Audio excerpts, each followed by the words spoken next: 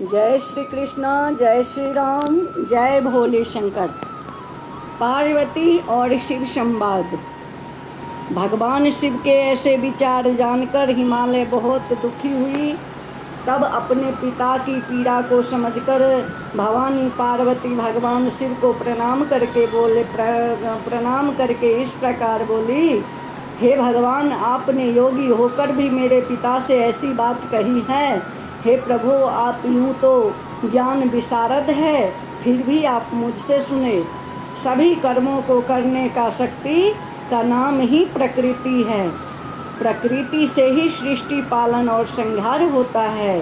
भगवान, आप कौन है? सूक्ष्म प्रकृति क्या है? इसके विषय में सोचे।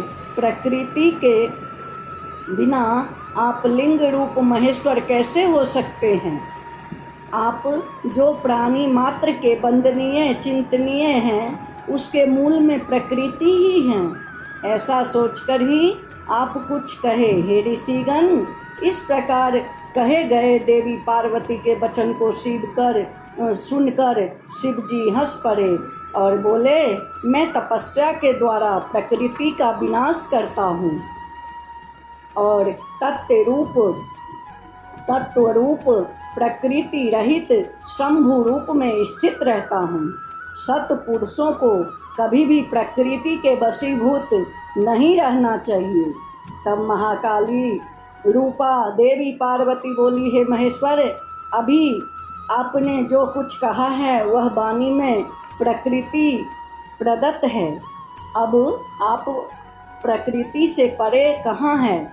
आप प्रकृति से परे हैं तो ना तो आपको बोलना चाहिए और ना कुछ कर्म ही करना चाहिए, क्योंकि करना भी प्रकृति ही है। आप जो कुछ करते खाते पीते हैं वह सब प्रकृति प्रदत्त ही है। हे प्रभु, यदि आप प्रकृति से परे हैं तो हिमालय पर आपको तपस्या करने का क्या आवश्यकता है? जो कुछ भी प्राणियों के इंद्रिय से संबोधित है वह सब भी प्रकृति प्रदत्त ही है। देवादिदेव, ज़्यादा कहने से क्या प्रयोजन? मैं प्रकृति हूँ और आप पुरुष हैं। मेरे ही अनुग्रह से आप साकार और सगुण कहे जाते हैं। आप जितेंद्रिय होने पर भी प्रकृति के अधीन सारी लीलाएं करते हैं।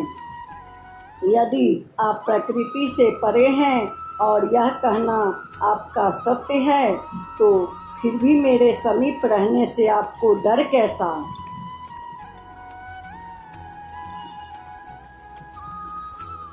देवी पार्वती का ऐसा तर्क सुनकर शंकर जी इसके आगे कुछ न कह सके। उन्होंने गिरजा को घर जाने की अनुमति देते हुए देवी पार्वती से कहा कि सुभाषिनी गिरजे, तुम प्रतिदिन शास्त्र समस्त रीति से आकर मेरी पूजा करो।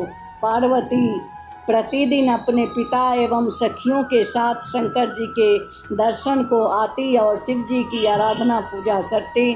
भगवान शंकर के पैर धोकर चरणामृत पान करती, खुद सोपाचार विधि से शिव की पूजा करती और फिर घर लौट जाती। बोलिए जय श्री कृष्ण, जय श्री राम।